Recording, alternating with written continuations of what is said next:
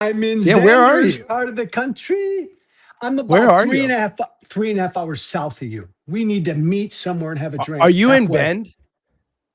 No, Are you I'm near I'm Bend? I'm I'm 20 minutes south of the Oregon border in California. Oh, you're in California. Nice, nice, Northern California, dude. Probably I was 4 in Bend. hours, We huh? camped in Bend this weekend. I know you mentioned Bend as a potential landing spot. You Bend is would cool. love it there, dude. I hope you end up in Bend. It'd be great. Where did you I go? Did you go into town? we camped. We went to Tumalo State Cool. Park and we were camping over there. I gotta say, dude, now we What? went to town. We hung out in town. My wife was in heaven because it's like a mix of like Oregonian wilderness, which we've come to love now moving here, and Brooklyn style Pilates studios and like all the stuff that she loved. She was in heaven. It was fun camping. I'm like slowly picking up some man skills camping as I came to Oregon with very few, to be honest. I now own a I, truck. I know how to hunt a little bit. I can set up a campsite and barbecue. It's coming along. See, that's what's cool about you is, and you and I share this. You're becoming a gun guy. You're an outdoors guy, but you're a hardcore communist. I I'm too old to learn how to fucking camp. I can't camp, Sandra. Yeah, you're out on that. It's all Oh, right. Glamping's in vogue. Hey, I gotta say, this thing showing up as soon as we were done with our last conversation, I thought of 15 things I wanted to talk about in our next conversation. I love that we have this on this weekly cadence. I'm so by the fired up way, about this. my friend, I replayed our. I'm going to do this every week. I replayed our conversation on my daily podcast on Thursday. People freaking love the conversation. It's so you know what I like about it? I was thinking about this all week. When I'm thinking about what to ask you, sometimes in the political theater, when you have guys like us from across the spectrum, we debate on the solution. What do you think about universal health care? What do you think about XYZ, right? And what I'm really interested in is talking about the problem my solution is trying to solve and figuring out what your solutions are and maybe where there's a meeting of the minds. And I wanted to talk about two things today because I think if I'm trying to solve two things with our democracy, these are probably them. Okay. A minimum level of freedom and stability that people need to be participants in our democracy, right? A minimum level of freedom and stability that people need, and where you define that and how you solve for that, right? We all know there's a certain amount of toiling that people could be in where they can't think about civics, right? You go to Maslow's hierarchy, they can't think about civics. They can't attend their town hall with a representative. They can't organize their neighbors into voting for XYZ, or at least we see, I shouldn't say can't, because people even, it's incredible sometimes the things people overcome to participate, but we know it leads to less involvement in civic life. And then the other thing I really want to ask you about is maximum coercive ability. You think about Elon Musk single-handedly buying Twitter and changing the algorithm to favor his outcome, which unfortunately is aligned with Trump's outcomes in many ways. But I'll start at the former. And Minimum. by Yeah, the way, yeah, Xander, yeah. as you start, because you're our leader and I'm your sidekick, and I love being your sidekick. Let's again I don't know about that. set the table for everybody who's joining us. I am at heart a libertarian, free market guy. That's how I describe myself. At heart, how would you describe yourself? It's I just hate poverty, and I think it's the root of a lot of our issues. So I Okay. am someone who is tackling that. I believe in government interventions. I believe in social programs. I believe in creating a safety net that is.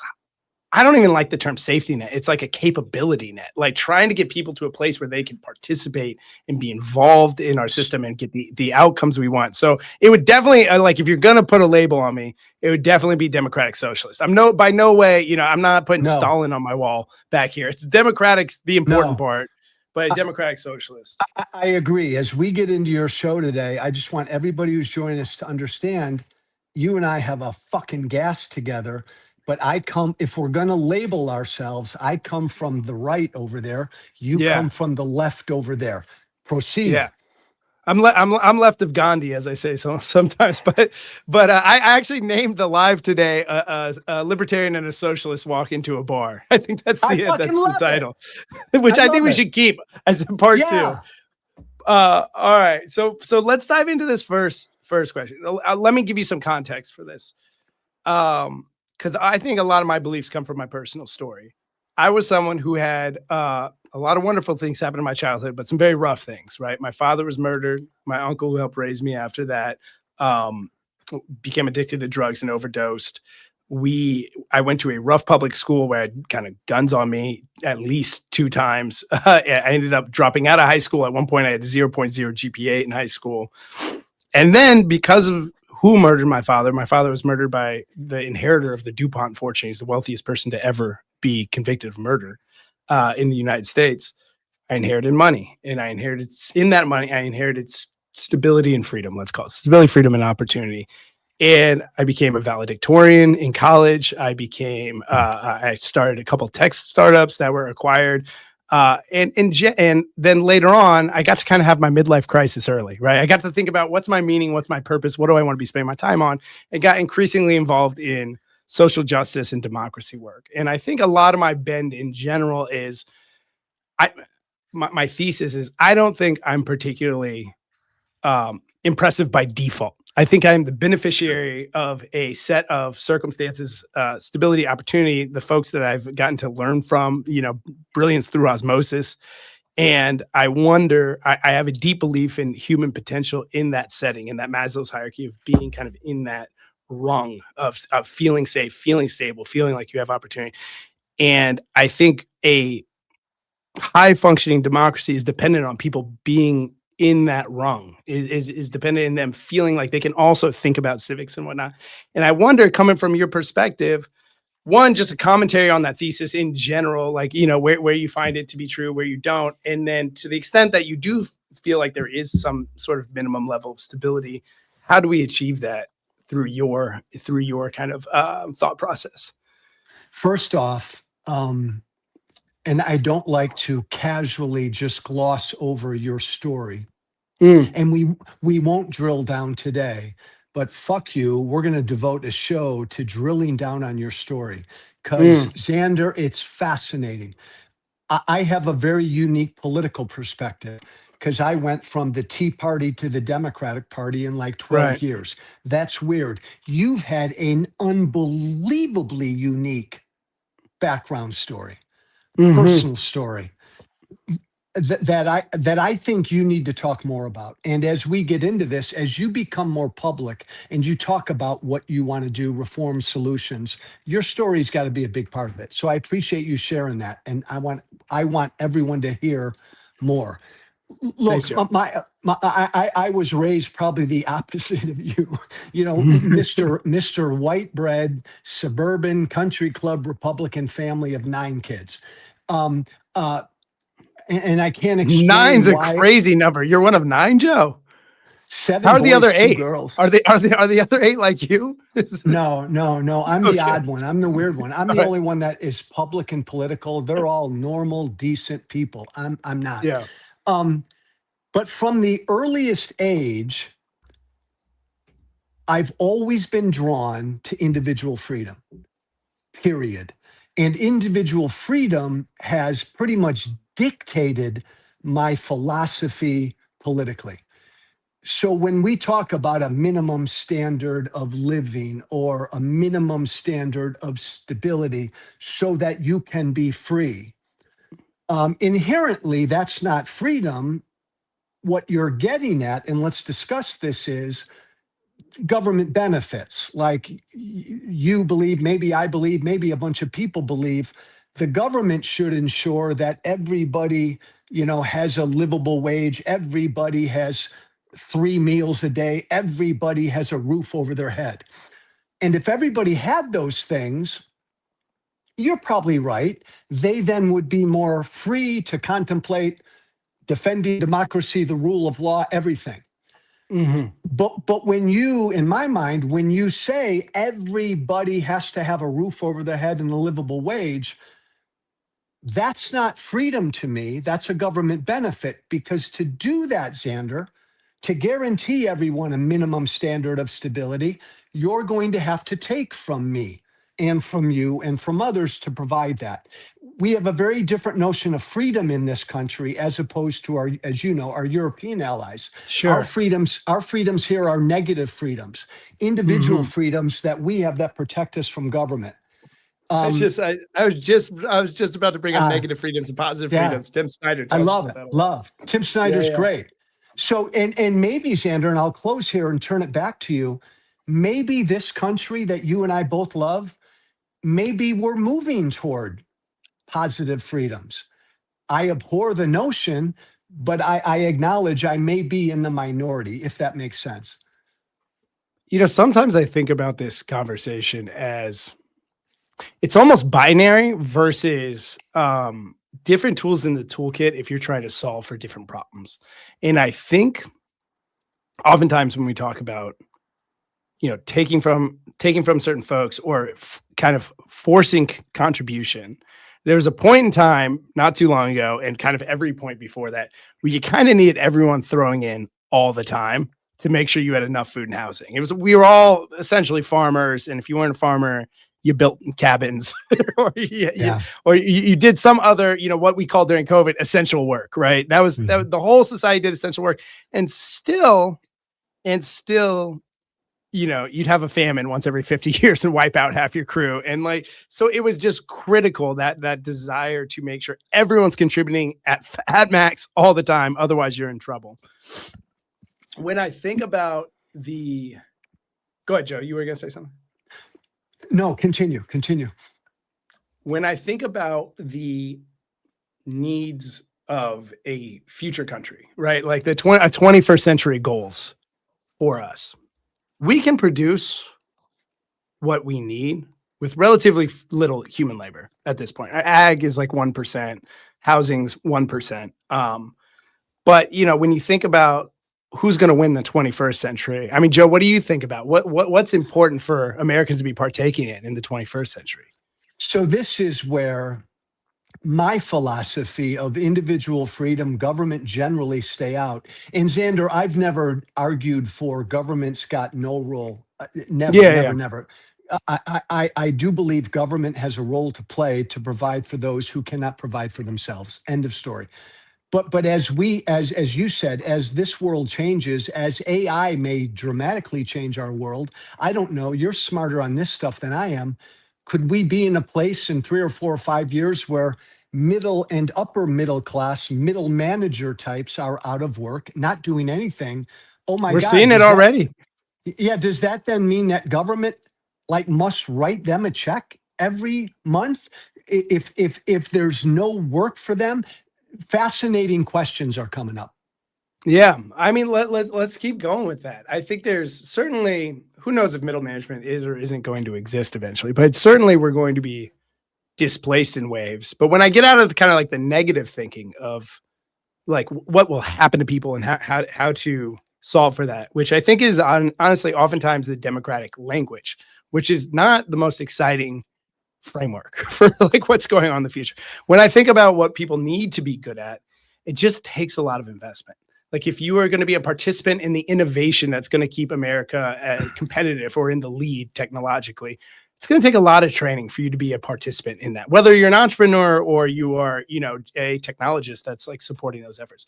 When you think about the complexity of the information environment that we're living in and the need to understand not just, you know, reading and writing as like previous education taught you, but like literally like fallacies. How do you spot if you think about the rise of Trump, a lot of it is the inability to spot fallacies by like a lay person. Ability to go, oh, that's a red herring. You know, that's a straw man argument. Like, I'm not buying that. I know exactly what that is. You think about the amount of like information overload that's coming at folks. That takes a lot of investment. The civic participation, civic innovation we're going to need. Guys like you and like what you've been doing for a long time, whether we agree or not, you know, trying to champion new ideas, trying to help people understand new challenges. We're going to need a lot of that.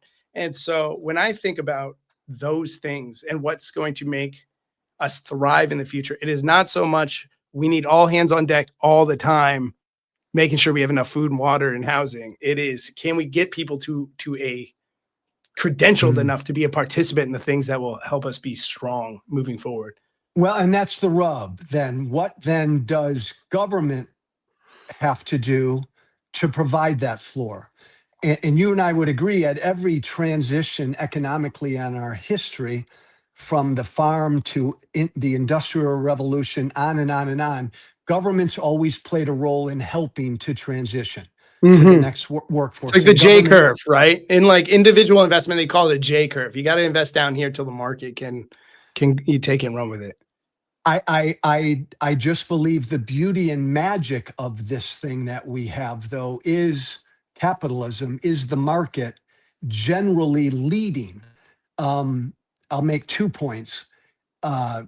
There's no system known to man that has delivered more people from poverty, up and out of poverty around the world than capitalism. The other thing, Xander, is, and you and I could probably talk for 2 hours about this, and I don't mean to be provocative. I've never cared about income inequality.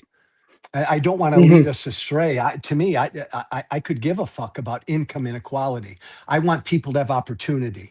I don't give a damn if there are a gazillion billionaires in this country. I just want to increase opportunity for everyone to move up. I don't care if the disparity in income is ever great. But to answer your thread, as we move to this next phase, whatever it is, yes, government has a role. But I really think, again, the market, entrepreneurs, capitalism needs to lead the way. I think that's where we've always succeeded. But respond to that.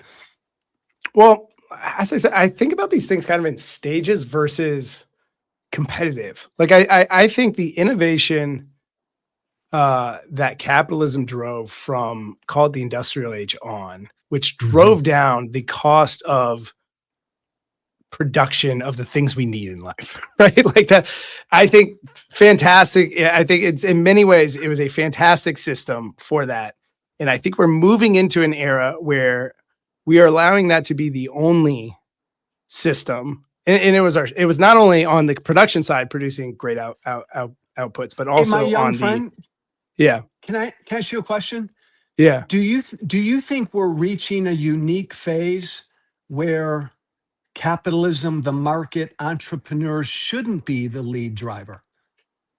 I don't know if it shouldn't be the lead driver. I don't think survival should be reliant on it. I think we are exiting a stage where we are innovating and supporting the reduction in cost of things we need to survive. And we're involved in a lot of other jobs and a lot of other industries that aren't all that important. I think that's why the market's becoming wavier, because people can turn off the faucet in a lot of their expenses, right? It's creating more volatility for us. I think whether we like it or not, AI and other innovations are going to displace a lot of us. Yeah. And so honestly, I think, I don't think it's either, or I almost think it's like a, it's a stack. It's just a stack. And I think the investment in stability in education is higher now from the public sector than it was in previous times, because it's going to take a lot to make sure people are okay through these cycles, and to make sure they can be participants in the things we need them to be participants in. I think we didn't adjust, basically. I think we adopted a system that got really good at providing food and housing, et cetera, for us. And that system is now doing many, many other things, and we are totally reliant on that system. And I think we can, what's the agriculture word? You like, you plant it and you harvest it. You can harvest the gains from capitalism to now automate food distribution, food production, distribution, a base level of housing that would have been impossible to guarantee before. You talked about giving money away.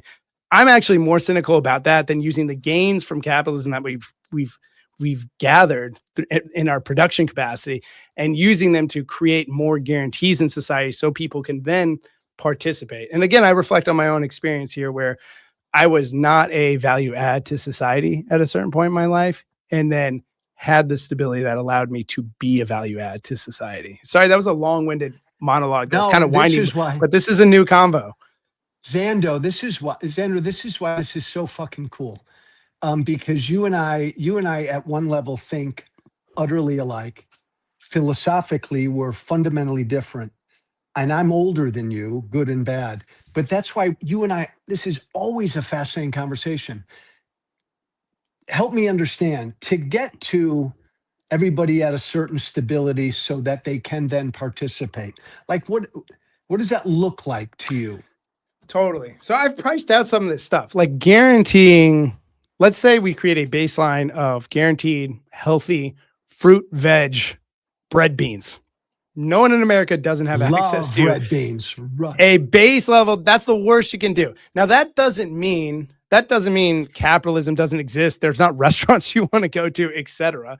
What it does mean, though, is probably places like McDonald's have a little more competition in terms of like not just being the Hunger Games solution to if you're starving, where do you go for some food?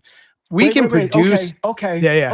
Okay. So you're talking about some structure where, and again, the government is driving this, where every American is guaranteed a good fruit, veggie, red beans, whatever, a couple meals like that a day.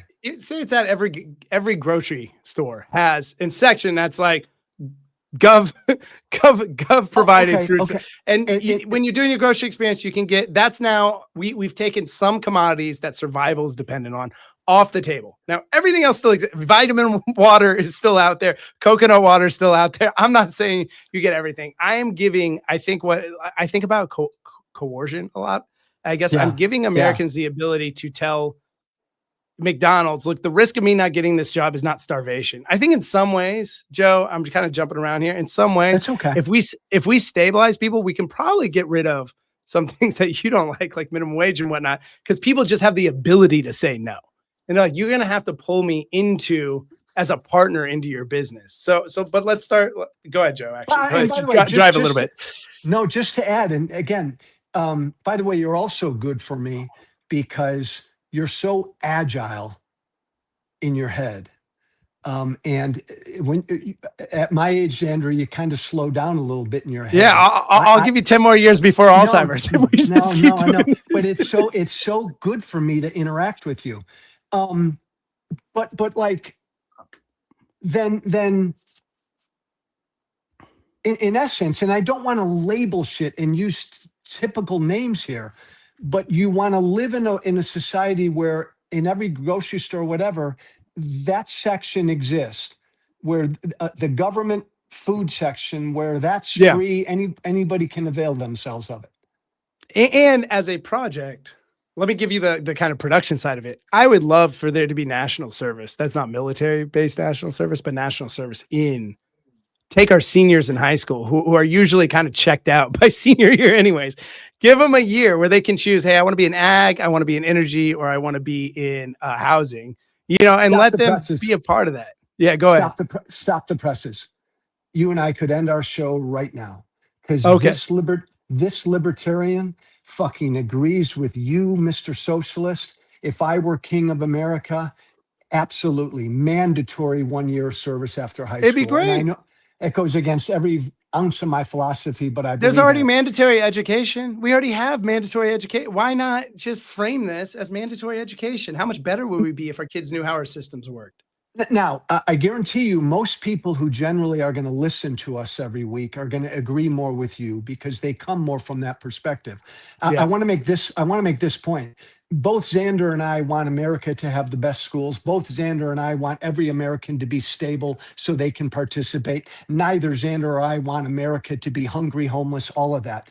Xander and I spend time then deciding, in essence, what role should government play to help us get there? That's the rub. That's where you put you and me in a room. Our end goals are the same, but we got this thing called government. It's got to play a role. You and I will You and I will roll up our sleeves and debate how big that role is. Yeah, and you know what? I'll say a couple things on that front.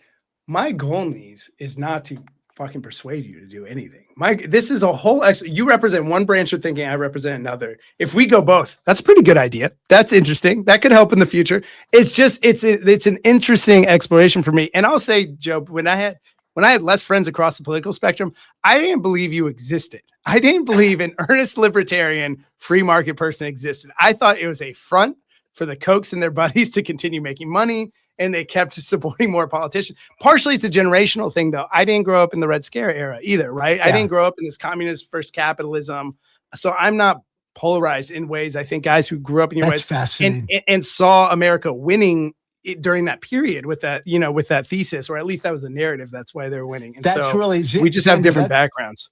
And that's really cool. And that's a great contextual point. And look, my libertarian philosophy, I'm no do-gooder, has driven me. I was a social worker. I was a teacher. I ran nonprofits because philosophically, it was up to me in the private sector to take care of those less fortunate than me. Now, that may be a flawed philosophy, but I've tried to live that. I don't want government to do it, so I'm going to be a social worker. I'm going to be a teacher. I'm going to start a nonprofit to help make sure every kid's educated. I wish more of us did that. I wish more of our private sector charities and churches and every institution did more. We've lost a lot of that. It's interesting. I'm in Portland now, and Portland has like some mix of this. It's certainly not perfect, but they do their social programs through contracting with nonprofits, and they have like these competitive bids. It's not nearly as tethered to KPIs as I would like to see it. It's not nearly as competitive as you would like to see it, but it was interesting. They have adopted this hybrid model where it's not, a central government saying, okay, we're just going to execute on this program. There is a bidding process. There's several competitive nonprofits in kind of the best cases that are making the case for why they can deliver, against their KPIs better, et cetera. And so there certainly are hybrid models. They're really interesting. But I want to go to this national service thing because I didn't realize we agreed on this.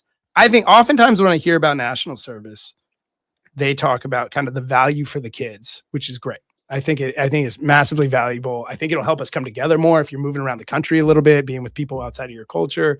But we don't talk about the output, which I think could be this baseline level of stability, that'll make us resilient moving into the future. And I think we can stretch that across housing and energy, as well as food as a starting point. Yeah. That's kind of my baseline thinking. Tell me your version of national service and why you're so excited by it. I think young people need their asses kicked after high school. I think young people are utterly ignorant of the world, the country and the world around them. So I think a year of service would do wonders for them, not even getting into the output, which is huge. Yeah. And again, I'm a libertarian, but I'm going to use this word, the collective. The community. I don't believe in a forced collective. I don't believe in a forced community, but we've lost our sense of community in this country. Individualism is my God. I think, Xander, I think during COVID, I got a lot of shit from both sides during COVID because I felt like a private business could do whatever they want. If they demanded their employees be masked, they had to be masked. Nobody could come into my restaurant unless you were masked, whatever. The private business should dictate. I don't want government mandating all this shit.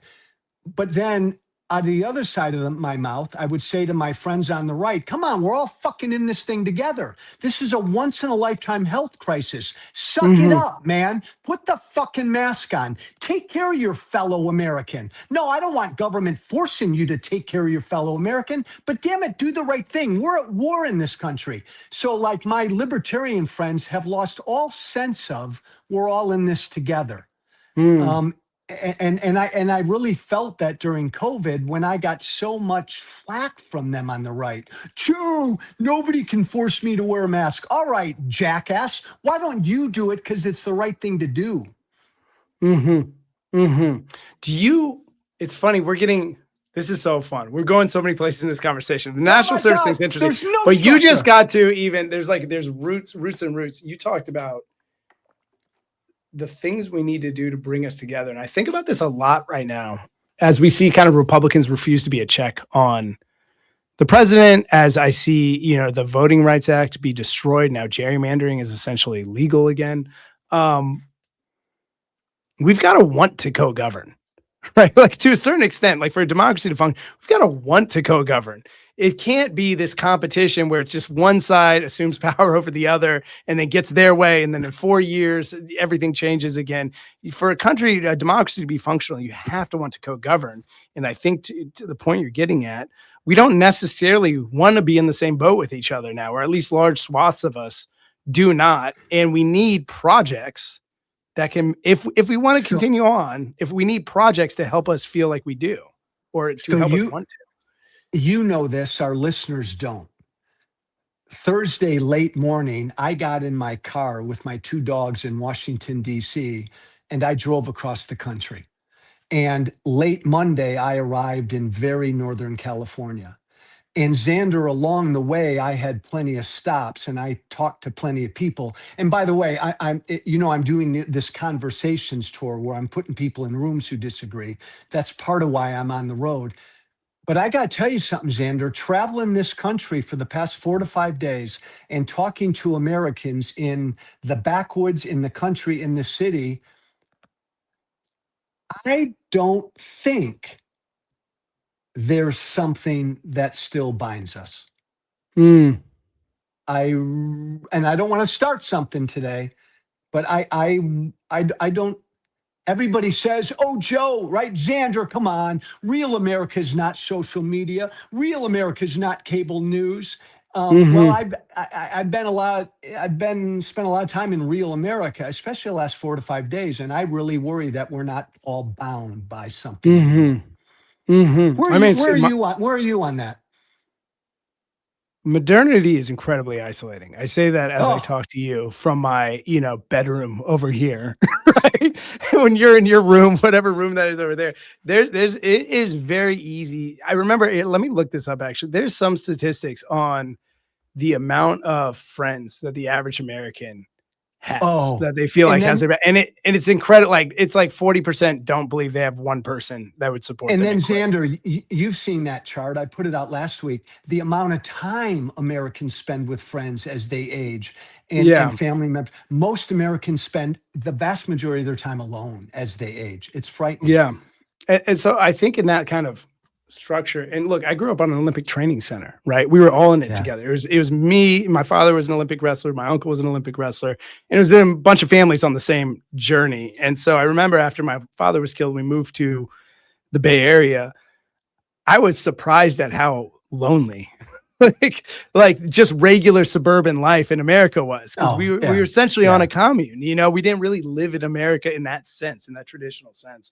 And so I think sometimes we attribute to ideology what really can be attributed to a sense of isolation and a lack of purpose. I also think there was a great deal of kind of purpose for a lot of people, careers that feels emptier than it used to be, or at least like less guaranteed than it used to be. There's not a lot of guys getting like gold Rolexes at the end of like a 30-year run, with the same group of people anymore.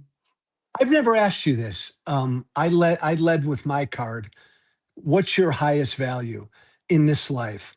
I value individual freedom by far more than any other value. And I don't want it to be a postcard answer, Xander, but that's my postcard answer. In your level of values, what do you value most? Oh, it's really sad. I just want people to be free like me. I feel free. It's funny we both say that, although my idea of freedom is probably that positive freedom we talked about. It's like being buoyed by a certain level of assurances. I think I can take a lot of risks that people can't. And that allows me to try things and fail at things and then try new things. And that's been great. I'm able to kind of reskill and retrain. And I think if you look at a lot of the people that we appreciate in history that have moved us forward in whatever way, you don't see someone grinding it out 40 hours a week for 50 years. You see Ben Franklin like charting the currents and then going and hanging out in Paris for 2 years and then coming back and, being a framer around our democracy. And then, coming back, taking a break from that. And then he invents bifocals. It's funny. I was at Ben Franklin's museum and he didn't have glasses on in his early painting. I was like, oh, he wasn't wearing glasses here. And he fucking invented glasses. The guy did so much. And I think you actually see it even in Silicon Valley. Like, look, Elon Musk has turned into like the dark Sith Lord. But prior to that, the guy would make something, take a break, think about it, and got real obsessed with solving the climate problem. and helped create a number of companies that Yeah. did that. And then, would take a break and came back and started thinking about space travel. And I don't say that to say that is like the definition of an honorific life or not, but I think there's a false idea of what helps people be productive. And we right now, this like idea of productivity in America is you're at the end of a gun of poverty. And like, that's the way to motivate you into action. And I think history, when we look at the people that we want to replicate and recreate, I think of government much more hands-on than you do. I think of it as like almost an assembly line. Think of a Ford assembly line of like, what kind of people are we trying to create? It takes a lot of investment and opportunity and the feeling of safety and stability to be able to be participants in those ways. So I guess that's my answer. Do you acknowledge that in a free society, we'll always have poverty? In a free capitalist society? No. I think we can. I agree with you. It's funny enough. I agree with you that inequality is a silly goal. I think there should be a cap to people's coercive ability. Like if they have so much more than everyone else, it's easy to kind of like buy your way to warping society. And maybe we'll disagree there, but I don't think inequality is the goal. I think you can eradicate desperation. We'll probably keep redefining poverty and what it is, but I think you can eradicate for the most part desperation and instability with relatively modest government investments in guaranteed housing and food and whatnot. And so you don't need to recreate financial wealth, but I think we could quickly get to a place where there is not a fear of death or suffering via poverty. That's totally possible to eradicate. And I love the way you phrased that. Did you say eradicate desperation? How did you phrase that? Yeah. Eradicate. Oh, did I lose Joe? I was getting him too close to socialism. He had to get himself out of here. Let me see if I can find him again. Let me move him and add him back. There we go. You're back. You're back. You're back. I love that phrase. And that's really cool. And I'm intrigued. This is why this is such a cool conversation. I'm intrigued by that. I want to explore that in future conversations. The other thing you said was you're left, I'm right, labels. Income inequality, maybe for very different reasons, is not the be all end all for either one of us. The final thing I forgot to tell you why I love the notion of national service mandatory. Fuck college. We are 30 years beyond this point. We're late to the game. We got to start. Not everybody has to go to fucking 4-year college. Get off of this thing. Get off of this thing now. Anything to help this country get off of this notion that everybody's got to go to a 4-year college. That day is done.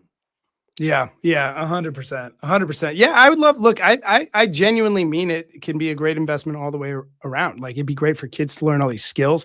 As a democracy, it'd be great. Like to be honest, Joe, I don't really know how our food system works. Like I haven't been on too many farms. I don't know how our waste system works in time. I know like if you asked me to explain it, maybe I could explain it at a very high level, but that's very different than spending 3 months in service, like working in it, seeing it, et cetera. And I think we could be, as part of that service, automating a lot of these systems too. It'd be great to need less and less of that national service group to be working on that. We can move on to other things. So go ahead. So I've got to hop in a minute.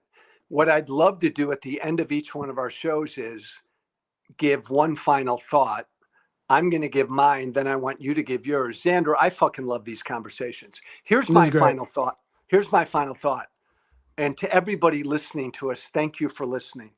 Subscribe to Social Contract with Joe Walsh. Subscribe to defiance.org. Do it, whatever. I do a lot of TV, and I sit in a lot of TV studios, and I do a lot of these panel fucking shows. It is the antithesis. Every time I'm on CNN or MS Now, Xander, it's the antithesis of what you and I are doing right now. Yeah, totally. You and I are fucking having a conversation. That doesn't happen on TV. So I hope people appreciate this. This is really good stuff. Yeah, it's interesting. It's funny, my friends, and it's creating this like vicious cycle of people not wanting to get civically engaged. I have so many friends. I didn't, like I said, I didn't go to an Ivy League school or anything like that. Most of my buddies are working regular jobs that I grew up with.